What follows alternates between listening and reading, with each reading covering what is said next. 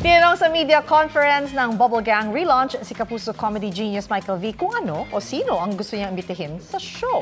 At ang kanyang sagot? Si Vice Ganda. Si Vice Ganda has always been open to collaboration. Tsaka the last time that we met, the last time na nagkausap kami, lagi niya sinasabi, sana makapag-guest ako sa Bubble Gang. So, sana, mabigyan ng chance.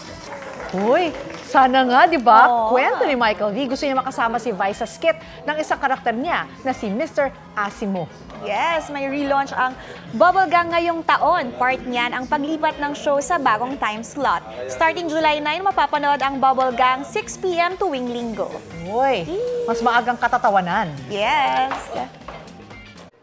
Kapuso, mauna ka sa mga balita. Panoorin ang unang balita sa unang hirit at iba pang award-winning newscast sa youtube.com/GMA News. I-click lang ang subscribe button. Sa mga kapuso naman abroad, maaari kaming masubaybayan sa GMA Pinoy TV at www.gmanews.tv.